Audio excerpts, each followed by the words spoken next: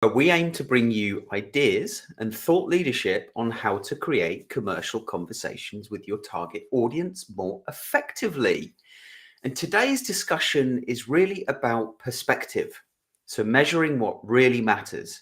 If conversations with your target audience, of course, is your goal, which it is for most B2B sales and marketing and account management folks. So without further ado, my name is Alex Abbott. I'm your host today. I'm the founder of Sapiro and creator of the Conversation Operating System. And I am joined by these lovely gentlemen. Hello, everyone. I'm Jordan Abbott. I'm Jordan Abbott, Alex's eldest, and I'm going to say something controversial, probably favourite son. But great to be here. Yeah, indeed. We've only got 15 minutes, so we'll have to park that for a conversation offline. But yeah, I currently work at Vidyard as an SDR. Great to be here with you all. Welcome. Hi all, Jensen and Alex, BDR at Content.io. I'm going to keep it short and sweet, and the sun has just perfectly lowered itself right into my eye line. But I apologise if I'm coughing for the third week in a row. The illness is finally starting to budge. So it's nice to be here, guys. Yeah, welcome. So if anyone's, or in case anyone's wondering, the debate on who the favourite son is ongoing. One day we'll have Jude on here as well. Cool. When he gets out of bed in the morning, that is. So here's a question for you. What does walking digital corridors mean to you? I'll jump in there. So I think for me, I've only really worked in the corporate world or in the world of B2B sales since COVID. So everything was digital because out of necessity, right? So I don't necessarily think it's a question of digital or not, but more so how we can leverage digital more effectively and almost use it as a way to bridge the gap between those physical interactions. So, we speak a lot about the fact that we've only got 5% of our buyers' time during their journey. So we need to try and bridge those gaps between the face time that we're actually permitted. And I think digital is a way that we can do that, particularly when we think about, of that 5%, what percentage is actually face-to-face? It's likely a very minuscule amount. So I think it's imperative for those within GTM functions or really the business wide to actually be digitally active. Yeah. I can't help but think back to the year 2000. So the year you were born, Jensen, and a conversation with my manager about what we called snail mail. I don't know what it's called today, but this idea of sending letters, to people that go through the door in an effort to get meetings. And me thinking, but hang on, we're an email marketing company. Yeah, we can send emails and get meetings. And then fast forward to around 2008, 2009, when email and LinkedIn then was the way to get meetings, and with the pressure from my boss then saying you need to make cold calls, and in 2008 me saying but they don't work anymore, and I lived in a world in recruitment where we were doing 50 to 100 cold calls a day, and it's not effective. Yet, we're in 2023 and it feels like cold calling is doing a comeback. And I just find that incredible. Yeah, I think another thing, just to circle back to the snail mail piece, so direct mail, I think it's called now. It feels like, again, that's making a resurgence, perhaps not for the same reasons as cold calling, but I think the reason that direct mail could be effective is because it's personal, right? And different. As it is different, it's personal, it's a bit more human. If it's a handwritten note, And I think that's the reason that it could potentially be effective. With email and even LinkedIn now to an extent, the bar is incredibly low, I think, within sales, because the vast majority are just driving for efficiency, driving to hit those vanity metrics. And the quality is lacking. It goes back to the old thing, when something is cut from the efficiency cloth, we typically tend to work it to death. Yeah. We had Lawrence Wayne O'Connor on Sales TV earlier this week, and he was talking about burgers and the fact that, McDonald's burgers, no one really loves. It does the job and it's incredibly scalable. Yet the gourmet burger, and he talked about this famous burger place in the US somewhere, I think it was in Atlanta, and they only make 24 of these burgers a week, but they are apparently amazing. And so you've got salespeople that need, the gourmet style burger, but you've got businesses thinking about it as a Big Mac, a scalable burger. When we think about that and what businesses are measuring, how effective do you think it is measuring the number of calls and emails that one makes? Do you think email and calling is the most effective way to generate conversations? I've certainly got a view, but gents, did you want to jump in? Yeah, sorry. So, do I think it's the most effective way did you say, to get conversations? Yeah, to book meetings, to have conversations with your target audience. I know it's a bit of a loaded question because I know how you feel about social selling, but we'll come on to that in a minute. Yeah. So no, I don't think they're effective, and the reason behind that is because I personally feel like the best, well, not cold calling, I'd say warm calling. If you know the person, if you've met them before, that's not cold calling, obviously. But no, I don't think it is. I think there's other ways to build relationship, and what you've got to remember is we've got to stand out from 100 other people.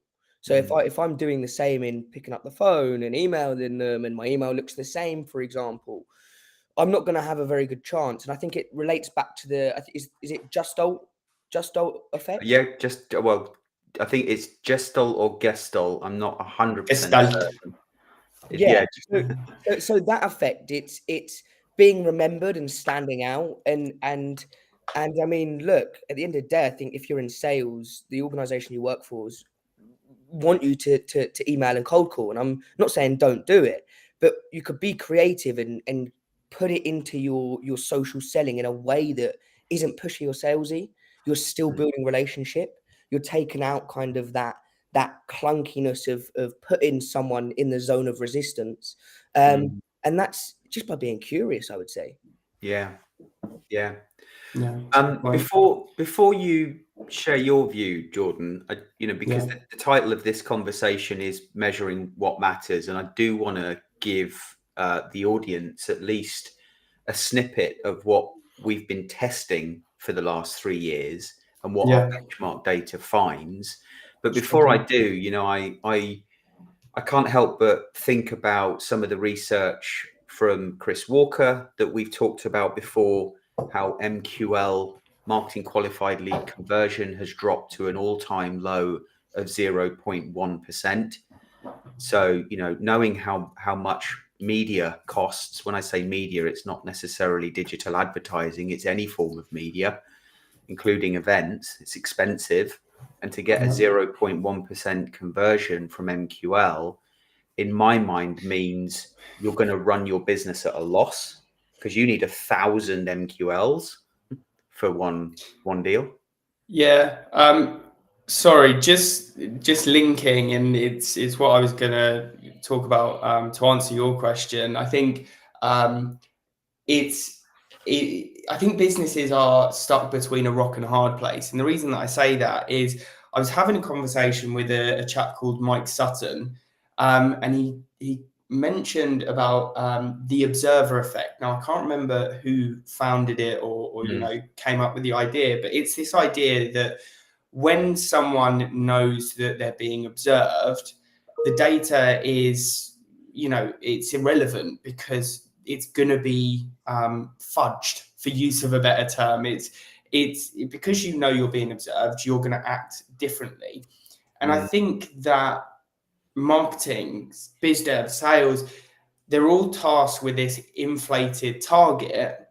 And how many organizations do budge the data to look more attractive, to get them closer, or to close the gap slightly internally as a team for their leadership? Yeah, exactly. Yeah. And it ends up having a knock-on effect, because if marketers, throw in a couple of triple C, leads. Well, I was more linking it to The Big Short. Big Short, yeah. Okay. Just to make to make the funnel look more attractive, it's going to then have a knock-on effect on biz dev. Biz dev reps may flip things that aren't quite fully qualified. Sales are then working things that aren't fully qualified. So it's going to have a knock-on effect on the close rates. And I think we're stuck in this this sort of world of fugazi a little bit, where we're actually we're actually sort of shooting ourselves in the foot right from the top of the funnel, so to speak. Anyway, I've gone on for long enough. Yeah. So, when we think about what really matters when it comes to generating conversations at scale, we know from 3 years of testing, almost 12 months worth of benchmark data across a range of salespeople following a social selling methodology that isn't about lifting your sales strategy from what you're doing today and then just plonking it on social. It's about an entirely different approach that is relationship first. We're seeing that the things that really matter are things like network growth. It's things like content creation, and not just the number of posts that you can do, but the type of posts and how humanized you make them. Because everyone loves to see other people and what they're doing. They don't love to see brochures being slapped in their face. We know that it's about how many conversations, social networking conversations you can insert yourself into to build your influence with your target audience, whether your target audience are posting or whether or not people they're following are posting. And those things that I mentioned there are the lead measures to building influence and generating conversations at scale, which is why we're seeing on average salespeople following our methodology are achieving a 10.4% call rate with those people that they ask. Now, what I want to do is just kind of help the audience understand how wide that gap is from where you are today to where you need to get to, but also highlight how easy it is to make that transition, because you two are both living proof that it can be done, and you did it relatively easily. So the analogy that I've got in just 1 minute, do you both have to go, by the way, at the top of the hour? I could spare a couple of minutes. I can spare a couple of minutes. Yeah.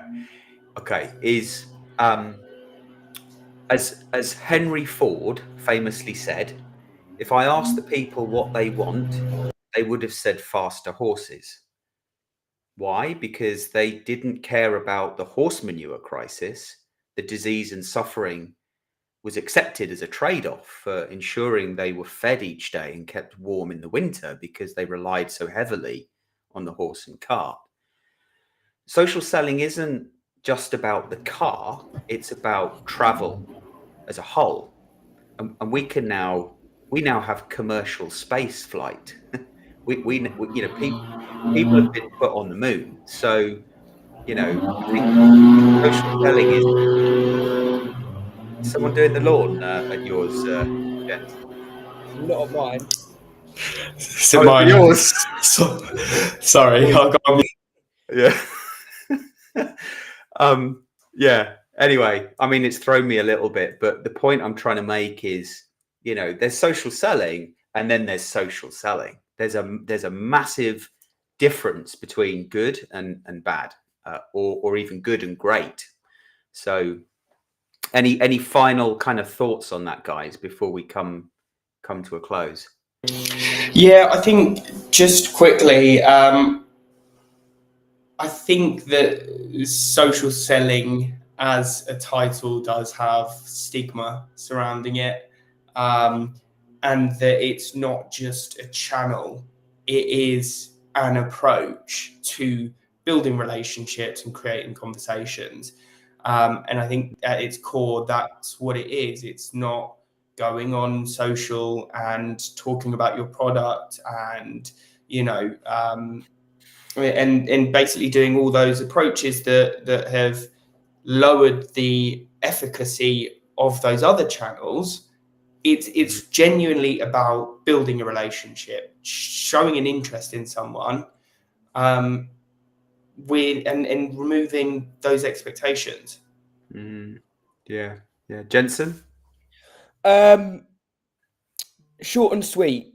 I would say I've said it before, but consistency.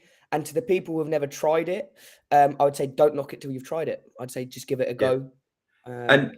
And for those that think that they don't have time for it, or it takes too long for it to start working, any final comments about that? You can do it. You can do it. You can do it. I don't want to hear the excuse. How quickly can you see results? Realistically, kind of, I don't know. I don't want to put a timeline on it, but let me tell you something. Kind of, I felt a lot better within myself within the first month of me doing it. I stepped out of my comfort zone. I had to kind of accept the fact I've got to be comfortable being uncomfortable, especially in sales. I think that's kind of a very good tip, is just learn to be uncomfortable. Step outside your comfort zone. Otherwise, you're not really going to move anywhere. And keep one foot in front of the other. Don't look back. Focus on the road ahead. And you will see the results, and you'll feel a lot better for it. Yeah. Cool. I think it's communication and networking at the end of the day, and it's about doing it more effectively. Brilliant. Thank you, Jordan. Thank you, Jensen. Thank you to our audience, and for those that were commenting, Jackie, Peter, and Ian. Have a great day, guys, and a great week ahead. See you next time on Walking Digital Corridor.